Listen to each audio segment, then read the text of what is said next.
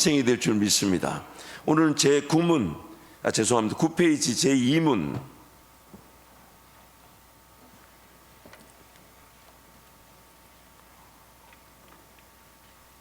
제가 문제를 말하면 여러분이 답을 해 주시기 바랍니다.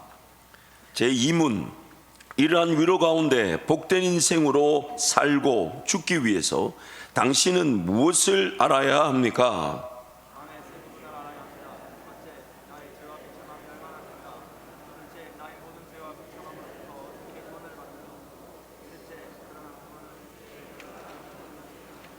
한 번 더 제가 문을 하면 답을 하시겠습니다. 제 2문. 이러한 위로 가운데 복된 인생으로 살고 죽기 위해서 당신은 무엇을 알아야 합니까? 다음에 세 부분을 알아야 합니다.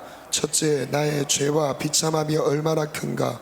둘째, 나의 모든 죄와 비참함으로부터 어떻게 구원을 받는가. 셋째, 그러한 구원을 주신 하나님께 어떻게 감사를 드려야 하는가를 알아야 합니다. 아멘. 우리의 형편을 알아야 된다는 거죠. 그래서 첫 번째, 사람의 영적 형편, 즉 이 죄의 병에 걸린 죄인임을 알아야 합니다. 오늘 이 문제와 답을 통해서 우리가 좀 더 적용해 볼 수 있는 것은, 그래서 우리가 이제 성경 구절 두 구절을 찾아볼 텐데, 그 두 구절이 오늘 세 가지 내용을 배경으로 우리에게 지금 말씀을 강조하고 있는데, 그 강조된 내용이 뭐냐면 사람의 영적 형편은 죄의 병에 걸렸다는 겁니다. 죄라는 병에 걸린 죄인이라는 겁니다. 죄라는 병에 걸린 죄인이라는 거예요. 그래서 무거운 짐을 지고 허덕거리고 있는 상태라는 것입니다. 무거운 짐을 지고 허덕거리고 있다. 마태복음 11장 28절부터 30절 말씀 함께 선포합니다. 수고하고 무거운 짐짐자들아 다 내게로 오라. 내가 너희를 쉬게 하리라.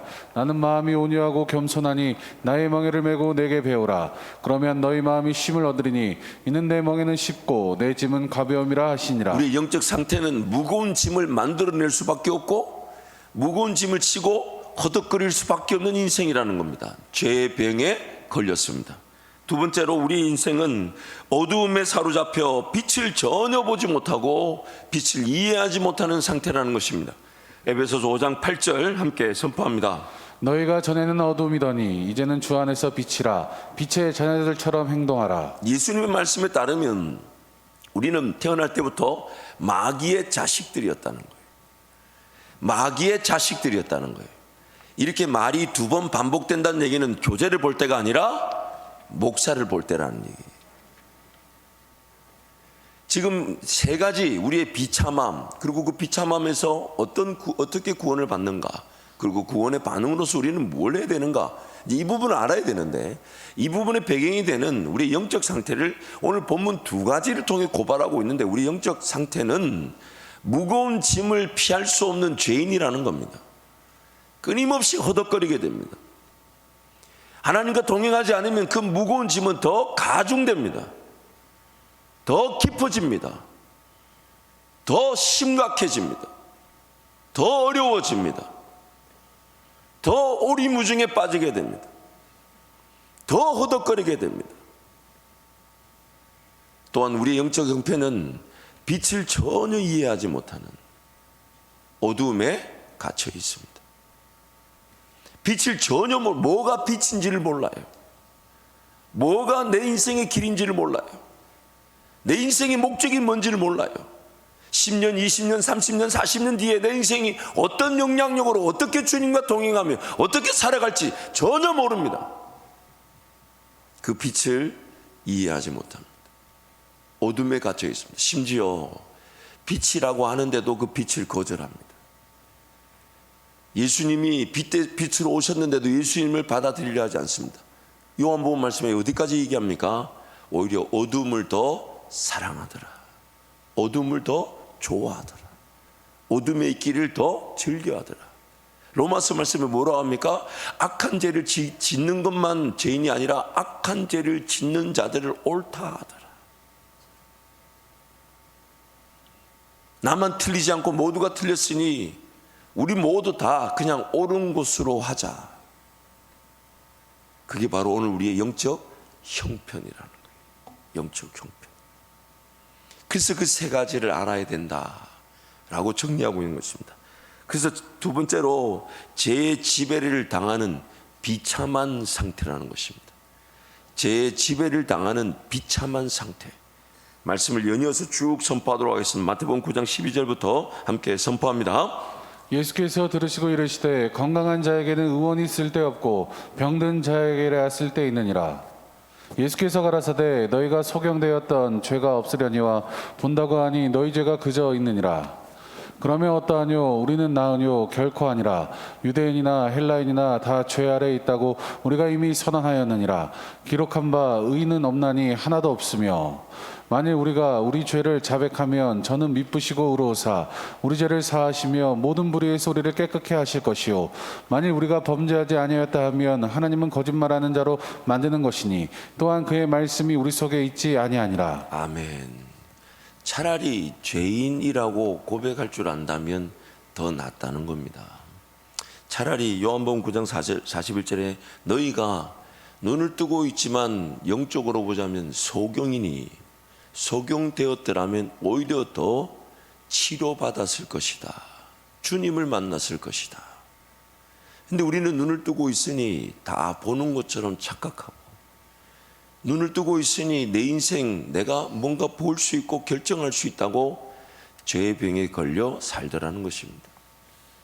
그래서 오늘 성경이 고발하는 것입니다. 우리는 죄의 병에 걸려 비참한 가운데 있다.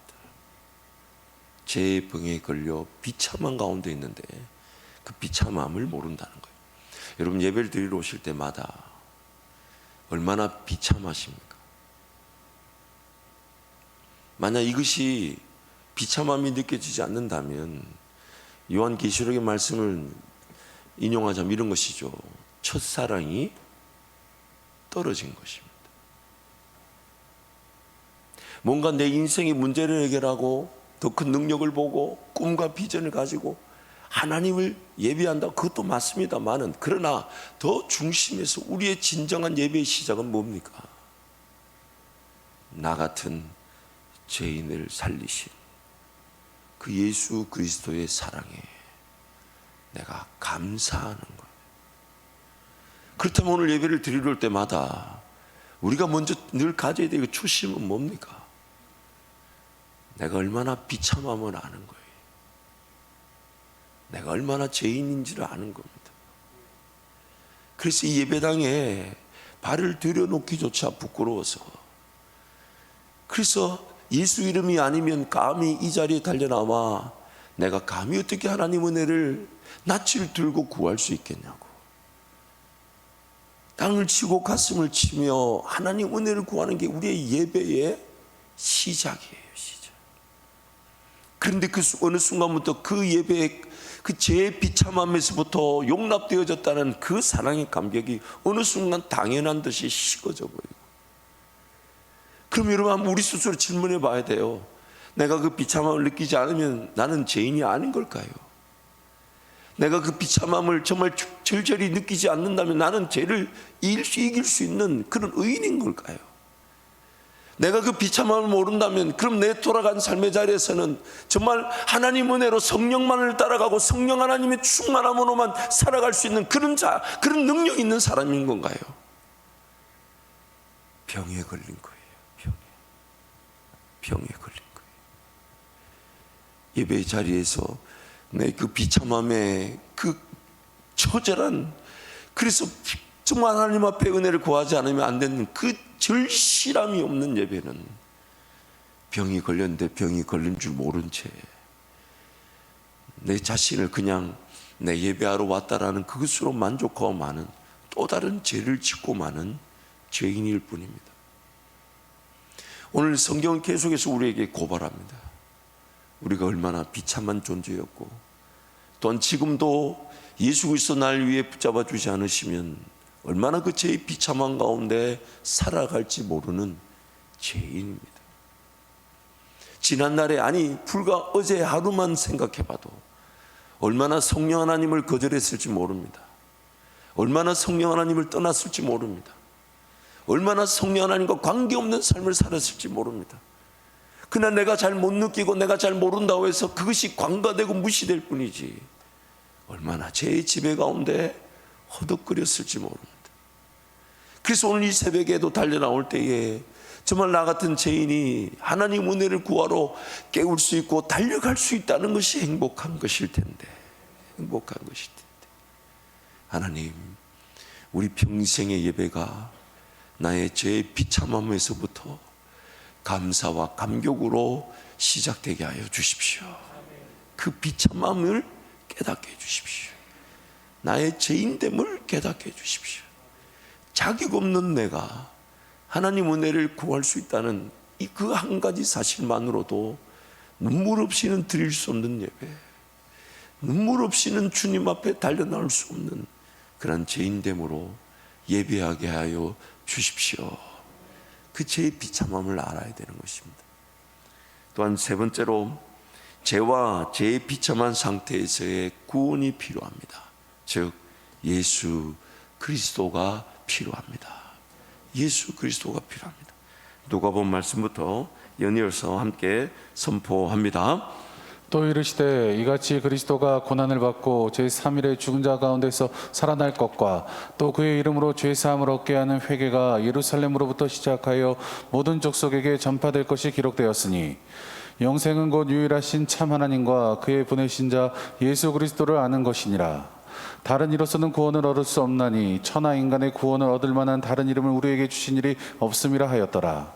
저에 대하여 모든 선지자도 증언하되 저를 믿는 사람들이 다 그의 이름을 힘입어 죄 사함을 받는다 하였느니라. 너희 중에 이와 같은 자들이 있더니 주 예수 그리스도의 이름과 우리 하나님의 성령 안에서 씻음과 거룩함과 의롭다 하심을 얻었느니라. 우리도 전에는 어리석은 자요 순종치 아니한 자요 속은 자요 각색 정욕과 행락의 종노릇한 자요 악독과 투기로 지낸 자요 가증스러운 자요 피차 미워한 자였으나 우리 구주 하나님의 자비와 사랑으로 나타내실 때에 우리를 구원하시되 우리의 행한 바 의로운 행위로 말미암지 아니하고 오직 그의 긍휼하심을 쫓아 중생의 씻음과 성령의 새롭게 하심으로 하셨나니 성령을 우리 구주 예수 그리스도로 말미암아 우리에게 풍성히 부어주사 우리로 저의 은혜를 힘입어 의롭다 하심을 얻어 영생의 소망을 따라 후사가 되게 하려 하심이라. 다른 누군가의 얘기가 아니라 예수님께서 경고하셨던 그 바리새인들의 모습은 오늘 우리의 예배의 모습일 수 있습니다. 물론 우리는 바리새인들처럼 내가 정해진 날에 절기를 지켜내며 금식을 하며 물질 함부로 쓰지 않고 하나님께 드렸습니다. 그렇게 내 스스로가 내가 뭔가 신앙생활을 그 행위 자체를 그렇게 해왔다라고 입으로 자랑하지는 않는다 해도 만약 세리와 창녀와 그 죄인들처럼 하나님 나 같은 죄인이 어찌 고개를 들고 하나님 은혜를 구할 수 있겠습니까? 그러며 가슴을 치며 통곡하는 그 죄인됨에 대한 인정과 죄의 비참함에 대한 그래서 하나님 은혜를 눈물이 아니면 구할 수 없는 그 세리와 창녀와 같은 자세가 없다면 나도 모르는 사이에 나는 지금 예수님이 말씀하신 그 바리새인과 같은 자리에 이미 서 있는 겁니다. 예배를 드릴 때마다 뭔가 기대를 가지게 되죠. 하나님 오늘 나에게 무엇을 말씀하실까? 오늘 예배를 통해 하나님은 나에게 어떤 영적인 권위와 능력으로 나를 살려주실까? 내가 기도할 수 있고 내가 찬양할 수 있고 내가 하나님을 외쳐 부를 수 있는 건 그건 당연한 것이지만 그것이 전부이어서는 안 될 것인데 성령 하나님의 만지심이 있고 회복이 있고 치료가 있고 깨달음이 있고 임재가 있고 평안이 있고 마치 그 꿈꾸는 것 같은 주님과의 동행의 시간들이 우리 하나님은 지금 예배를 통해 나와 누리기를 원하실 텐데 어느 순간 내가 예배 안 드리면 지옥 갈 것처럼 착각하고 주일 성수라도 한번 빠지면 내가 하나님의 자녀가 아닌 것처럼 그 두려움으로 그냥 예배 자리에 오는 건 아닌가? 해야 된다는 건 아는데 어느 순간 예배가 해야 된다라는 부담으로 내가 차 있는 건 아닌가? 하나님이 지금까지 오늘 예배를 통해 어제와 다른 오늘의 은혜를 주셔서 내일은 오늘과 다른 더 놀라운 하나님의 임재를 사모하게 만들어 주실 텐데 나는 그런 예배에 대한 감격, 감사 무엇보다도 그 중심에 정말 나의 연약함, 부족함, 무거운 짐을 지고 인생길 정말 허덕거릴 수밖에 없는데, 그런데도 기도가 안 되고, 그런데도 하나님을 찾을 마음이 없는 이 죄인데, 그 비참함을 잊지 않으려고 하는, 구약의 말씀을 읽으면서 그 이스라엘 백성들의 이야기가 누군가의 하나의 잘못, 죄로 경우의 수가 아닌 내 얘기라고 지금 성경이 말하는데, 그런데 어느 순간 그 말씀에 대한 사모함으로 나의 죄와 나의 죄의 그 비참함을 발견하게 하려고 하기보다는 뭐 더 좋은 지혜, 더 좋은 지식, 내가 더 물질의 복을 받고 더 하나님이 일하실 거, 뭐 하나님이 영광을 받으실 거, 어느 순간 하나님 말씀도 내가 원하는, 그래서 나만의 안경을 끼고 내가 원하는 말씀을 걸러서 보고자 하고 듣고자 하고, 나를 만족시키려는, 하나님 말씀에 내 인생을 맞추어 가려기보다는 내 인생에 하나님을 자꾸만 맞추어 가려고 하는 그런 기복주의적 신앙은 아닌지. 사랑하는 성도 여러분, 예배의 자리, 기도의 자리에 나올 때마다 우리의 죄와 죄의 비참함이 처절하게 느껴져서 하나님 앞에 엎드리지 않으면 안 되며, 땅을 치고 가슴을 치며 회개하지 않으면 안 되는 그 죄인됨의 고백으로 우리 하나님을 예배하기를 축복합니다. 우리 하나님 앞에 나아가기를 축복합니다. 다른 거 다 필요 없고 그저 이 죄인이 지금 이 순간 예수 그리스도 이름으로 하나님 앞에 용납되어질 수 있다는 것, 하나님께 내가 용납되어질 수 있다는 것, 그 하나가 감격이 되고 감사가 되고, 그것이면 충분한데 성령 하나님은 더 만져주시고 더 위로하시고 더 격려해 주시고 더 용기를 주시고 더 믿음을 주시면서 더 주의 길을 함께 걸어가자 하실 때 정말 자질도 되지 않고 자격도 되지 않는 내가, 이 죄인이 주님께 용납된 것만 해도 감사한데 주님은 꿈을 꾸고 계신다며 최고의 은혜의 길로 나를 이끌어간다 하시니 여러분 어찌 감사하지 않겠습니까? 어찌 감사하지 않겠습니까? 그래서 지금 이제 우리가 이 요리문답을 통해서 성경의 그런 하나님의 그 마음들, 그러나 그것이 그냥 두루뭉술 정말 그렇게 그냥 한번 쑥 지나가는 것이 아니라 체계적으로 질서가 돼요. 내 심령 가운데 정말 법이 되고 율례가 되고 규례가 되고 법도가 되고 정말 따르지 않으면 안 될 것 같은 규칙이 되나, 그것이 하나의 율법적인 행함의 기준이 아닌 정말 나를 발견하고 내 죄와 내 비참함을 하나님 앞에 토로할 수밖에 없는, 정말 내가 할 수 있는 것은 나를 죽이고 나를 부인하고 나를 하나님 앞에 갖다 놓는 것밖에 할 수 없는 그 죄인인 줄 아는데, 하나님은 거기서 나를 살려주시고 회복시켜 주시고 다시 나의 사랑, 나의 어여쁜 자야 일어나 함께 가자. 여러분, 그 음성은 내가 펄펄 살아있는 자리에서 주신 음성이 아닌 신랑 대신 성부 하나님이 십자가 그 죽음으로 그 신부 대신 예수 그리스도를 일으키시는 그 부활의 능력을 우리에게 말씀해 주시는 진정한 Song of Songs, 아가서 하나님의 사랑을 우리에게 말씀해 주는 것입니다. 그러므로 하나님의 말씀의 자리에 달려갈 때마다, 기도의 자리에 달려갈 때마다, 예배의 자리에 달려갈 때마다 나의 죄를 잊지 마십시다. 우리 비참함을 잊지 마십시다. 하나님 없이도 사라질 수 있다고 여겼던 내 인생을 잊지 말고, 하나님 오늘도 예수님밖에 없습니다. 예수님밖에 없습니다. 예수님 아니면 지금 이 순간 하나님 앞에 용납될 수 없는 죄인입니다. 예수님이 아니면 내가 감히 어떻게 하나님 은혜를 누리겠습니까? 예수님 아니면 내 인생이 살아도 사는 게 아니고 죽어도 죽는 게 아무 의미가 없는 그런 보잘것없는 인생에 불과한데, 예수님 때문에 오늘 또 예배 자리 달려 나올 수 있게 하셨으니 그 예배의 감격이 나의 죄와 죄의 비참함을 깨닫고 하나님 은혜가 아니면 사라질 수 없는 인생임을 알아 예배가 회복되어지고 성령 하나님과 춤을 추듯 동행하는 제 인생이 되게 해 주옵소서. 그 예배가 살아날지어다. 그 예배가 살아날지어다. 그 예배의 은혜가 누려지게 될 줄 믿습니다. 또한 마지막으로 우리가 알아야 될 것은 자신의 비참한 상태에서의 구원에 대한 유일한 반응은 하나님께 감사뿐입니다. 지금 이제부터 우리가 알아가야 될 부분이 세 부분이에요. 첫째, 우리의 죄와 우리의 죄로 인한 비참한 상태. 둘째, 우리의 죄와 우리의 비참한 상태에서 우리를 구원하실 분은 예수밖에 없다는 겁니다.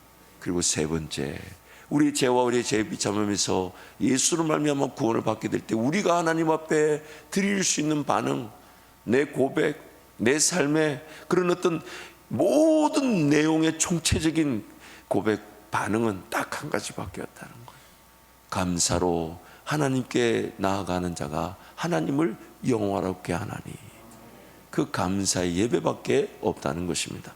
말씀을 이어서 선포하도록 하겠습니다. 감사로 하나님께 제사를 드리며 지극히 높으신 자에게 내 소원을 갚으며 환난 날에 나를 부르라. 내가 너를 건지리니 내가 나를 영화롭게 하리로다. 여호와께서 내게 주신 모든 은혜를 무엇으로 보답할꼬? 내가 구원의 잔을 들고 여호와의 이름을 부르며 이같이 너희 빛을 사람 앞에 비추게 하여 너희로 착한 행실을 보고 하늘에 계신 너희 아버지께 영광을 돌리게 하라. 그러므로 너희는 죄로 너희 죽을 몸에 왕노릇하지 못하게 하여 몸의 사욕을 순종치 말고, 또한 너희 지체를 불의의 병기로 죄에게 드리지 말고 오직 너희 자신을 죽은 자 가운데서 다시 산 자같이 하나님께 드리며 너희 지체를 의의 병기로 하나님께 드리라. 주께 기쁘시게 할 것이 무엇인가 시험하여 보라. 내가 진리의 말씀을 옳게 분변하며 부끄러울 것이 없는 일꾼으로 인정된 자로 자신을 하나님 앞에 드리기를 힘쓰라. 오직 너희는 택하신 족속이요 왕같은 제사들이요 거룩한 나라요 너희 소유된 백성이니, 이는 너희를 어두운 데서 불러내어 그의 기이한 빛에 들어가게 하신 자의 아름다운 덕을 선전하게 하려 하심이라. 너희가 이방인 중에 행실을 선하게 가져 너희를 악행한다고 비방하는 자들로 하여금 너희 선한 일을 보고 권고하시는 날에 하나님께 영광을 돌리게 하려 함이라. 아멘. 그래서 오늘 제 2문의 말씀 성경 구절들을 통해서 제가 4가지 내용을 한번 정리해 봤습니다. 첫 번째는 나의 영적 상태를 발견하고 깨닫게 되면 자발적 죽음의 자리를 사모하며 죽음의 자리로 나아갈 수 있습니다. 이것이 바로 예수와 함께 죽고 예수와 함께 사는 것입니다. 로마서 7장 24절 25절 함께 선포합니다. 오라, 나는 공고한 사람이로다. 이 사망의 몸에서 누가 나를 건져내랴. 우리 주 예수 그리스도로 말미암아 하나님께 감사하리로다. 그런즉 내 자신이 마음으로는 하나님의 법을, 육신으로는 죄의 법을 섬기노라. 또한 이것을 두 번째로, 내가 죽으면 반드시 고침받고 회복되어 하나님의 사람답게 살아가게 됩니다. 성경을 통해 나의 죄와 죄의 비참함을 깨닫게 될 때 우리는 자발적인 죽음을 사모하게 됩니다. 그래서 내가 죽고자 하면, 내 계획을 내려놓고자 하면, 내 생각을 내려놓고자 하면, 내 감정, 내 느낌, 내 방법, 내 경험을 내려놓고자 한다면, 그것이 가장 대표적인 기도의 자세죠. 그래서 내가 죽으면 반드시 하나님은 나를 회복시켜 주시고 고쳐주셔서 새 생활의 길로, 하나님의 사람다운 은혜의 길로 걸어가게 하시는 것입니다. 누가복음 9장 24절 말씀 선포합니다. 누구든지 제 목숨을 구원하고자 하면 잃을 것이요 누구든지 나를 위하여 제 목숨을 잃으면 구원하리라. 아멘. 또한 세 번째, 내가 죽으면 하나님께서 약속하신 유산, 유언이 실행 상속되어집니다. 내가 하나님의 자녀지만 하나님의 자녀로서 약속되어진 그 유산은 내가 죽지 않으면 상속되어지지 않는 상태에 있게 됩니다. 여러분도 아마 주변에 많은 이야기 혹은 여러분도 겪으실지 모릅니다. 부모가 자수성가하여 그래서 그 물질의 소중함을 알고 귀중함을 알고 그 물질적 그런 여유와 그 부를 가지고 있지만 자식이 허랑방탕하면 그 아버지는 호적을 정리해서라도 그 자식을 물질로부터 보호하려고 하지, 허랑방탕한 그 자식에게, 돈을 관리할 줄 모르는 그 자식에게 그 돈을, 물질을 주려고 하지 않습니다.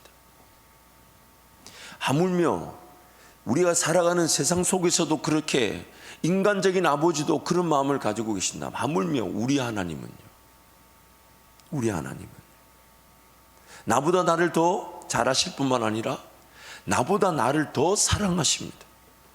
그래서 하나님의 아들 그 예수 그리스도까지 아끼지 않고 우리에게 내어주신 분이 뭘 아끼실 게 있습니까? 아끼실 게 없어요. 근데 왜 하나님 나에게는 그렇게 응답하시는 것들이 혹은 물질적인 것들이 혹은 꿈과 비전의 측면에서 믿음의 역사를 걸어가는 그 모든 일들에 대해서 조금 기다리라 하시고 조금 인내하라 하시는 것 같고 조금 더디게 가시는 듯 그렇게 응답하시는 것 같습니까? 왜일까요? 하나님의 뜻이 없는 게 아니라 나를 위해서 나를. 그런데 내가 죽으면 하나님이 약속해 놓으신 그 은혜가 상속되어지게 돼요. 왜냐하면 그 유산, 그 유언은 그 사람이 죽어야만이 효력을 발휘하기 때문입니다. 그래서 히브리서 9장 15절 17절 말씀 우리 함께 선포하겠습니다. 이로 말미암아 그는 새 언약의 중보자시니 이는 첫 언약 때의 범한 죄에서 속량하려고 주구사 부르심을 입은 자로 하여금 영원한 기업의 약속을 얻게 하려 하심이라. 유언은 유언한 자의 죽어야 되나니 유언은 그 사람이 죽은 후에야 유효한즉 유언한 자가 살아있는 동안에는 효력이 없느니라. 아멘. 그래서 예수 그리스도가 죽으셨기 때문에 예수 그리스도를 통한 구원의 은혜와 그 축복이 효력을 가지게 되었고, 이제 그 상속되어지기로 약속된 하나님의 유산은 오늘 우리에게 상속되어져야 되는데 언제 상속되어지냐? 내가 죽어야만 합니다. 물론 나의 육체, 나의 삶이 끝나는 그날의 영원한 새하늘과 새 땅에서 그 유산을 받게 될 것입니다. 천국의 영원한 생명을 유산으로 받게 될 것이나 또한 우리의 삶은 오늘 이 땅에서 예수와 함께 죽고 예수와 함께 살아날 수 있는 부활의 기회를 가지고 있습니다. 그래서 사도 바울은 자기의 자랑이 딱 한 가지라고 그랬어요. 나는 날마다 죽노라. 왜냐하면 내가 죽게 되면 나에게 이미 상속되어진 그 유산이, 유언이 실행이 되는 거예요. 하나 내가 죽지 않으면 나에게 주기로 이미 약속된 유산이랄지라도 여전히 그냥 기다려져 있는 것입니다. 마지막으로 내가 죽으면 제법이 무효화되고 영적 대적 세력들이 일할 근거를 잃어버리게 됩니다. 그래서 성경은 나의 죄와 나의 죄의 비참함을 깨달아 하나님 앞에 달려나와 죽음을 인정할 수 있도록 만들어주는 거죠. 그게 바로 성경, 즉 모세 율법의 고발인 것입니다. 히브리서 2장 14절 15절 말씀 함께 선포합니다. 자녀들은 혈과 육에 속하였음에 그도 또한 같은 모양으로 혈과 육을 함께 지니심은 죽음을 통하여 죽음의 세력을 잡은 자 곧 마귀를 멸하시며 또 죽기를 무서워함으로 한평생 매여 종로로 타는 모든 자들을 놓아주려 하심이라. 보세요 여러분, 예수께서 오신 것은 죽음의 세력을 잡은 자 곧 마귀를 없애는 것인데, 여러분 알다시피 마귀는 없어졌나요? 아니면 펄펄 살아있나요? 여러분 삶의 자리에서 마귀는 이미 예수님 때문에 죽었나요? 아니면 펄펄 살아있나요? 살아있어요. 그러면 예수님이 마귀를 없앴다는 것은 무엇을 말하는 것이냐? 다름 아닌 혈과 육에 속한 저와 여러분이 예수와 함께 십자가에 달려 죽었음을 인정하고, 그래서 내가 죽었기 때문에 내 방식대로 살고 싶지 않아 하나님께 달려나와 예배하며 하나님을 기다리며 하나님을 인내하며 그분께 모든 걸 맡겨놓고 기도할 때 마귀는 일할 공간을 잃어버리게 됩니다. 살아있으나 그 삶 자체가 의미가 없게 되는 것입니다. 이게 바로 마귀를 제거한 예수 그리스도의 능력인 것입니다. 마귀를 없이 하신 예수 그리스도의 능력인 것입니다. 그래서 갈라디아서 5장 24절 말씀 함께 선포하겠습니다. 그리스도 예수의 사람들은 육체와 함께 그 정욕과 탐심을 십자가에 못 박았느니라. 그래서 예수 그리스도와 함께 이미 죽은 자들은 여전히 죽었는데 죽은 것처럼 여겨지지 않는 자기의 정욕과 욕심을 의도적으로, 심지어 육체와 함께 그냥 감정만 다스리고 생각만 다스리고 계획만 다스리고 아이디어만 다스리는 게 아니라 내 몸조차도 주님께 갖다 놓고 주님이 원하시는 예배자, 주님이 원하시는 충성, 주님이 원하시는 수고, 주님이 원하시는 그 일에 희생하기를 원하면서 십자가에 못 박는 마음으로 주님께 내어 드리는 것입니다. 왜요? 내어 주지 않으면 마귀가 내 정욕과 욕심과 육체를 통해 나를 기어이 쓰러뜨리고 넘어뜨리고 나를 지배할 것이기 때문에, 그래서 그리스도 예수의 사람들은 육체와 함께 정욕과 탐심을 자기 자발적으로 십자가에다가 못 박는 겁니다. 못 박는 거예요. 우리 고난주간이 다가오기 때문에 여러분 앉은 자리에다 다음에 못 두 개와 망치를 놓아둬도 괜찮을 거예요. 여러분 앉으신 자리에 좀 목을 이렇게 못을 하나씩 박는 거 어떠실까요? 자, 여러분 그렇게 죽으랬다면 우리는 아무도 못 죽을 텐데, 바늘 하나만 스쳐 지나가도 화들짝 놀라는 인생인데, 그런데 예수께서 날 위해 대신 죽어주시고 그 죽음으로 이제는 기도의 자리에서 내 모든 계획과 생각과 방법을 다 내려놓을 수 있는 죽음의 기회, 얼마나 행복한 일입니까? 얼마나 행복한 일입니까, 여러분? 근데 우린 자꾸만 그 죽음을 사랑하고 그 죽음을 기다리고 그 죽음을 고대하고 그 죽음의 자리, 그 기도의 자리, 예배의 자리에 달려 나오려고 하기보다는 얼마나 펄펄 살아서 살려고 했습니까? 얼마나 하나님께 묻지도 않고 하나님을 기다리지도 않고, 하나님 그분이 주신 지혜인지 그분이 주신 방법인지 그분 능력인지 앞서 걸어가시면서 이뤄주신 길인지 그분이 만나게 하신 것인지 그분이 베푸신 것이, 이런 거 전혀 관심도 없이 얼마나 정말 이런 표현 죄송합니다, 무식하고 용감하게 살았는지 몰라요. 천국 가면 정말 후회할 일들만 가득할 텐데도, 그런데도 기도의 마음이 없이 예배의 마음 없이 사라졌던 인생, 그 시간들이 있지 않았습니까? 사랑하는 성도 여러분, 이번 100일간의 기간이 주님과 더욱 깊어지는 사랑의 기간이 될 줄 믿습니다.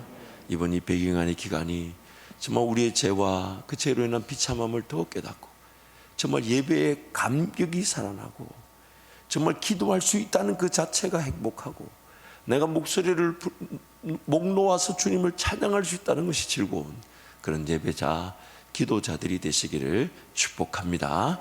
우리 목사님들 나와서 찬양하시겠습니다.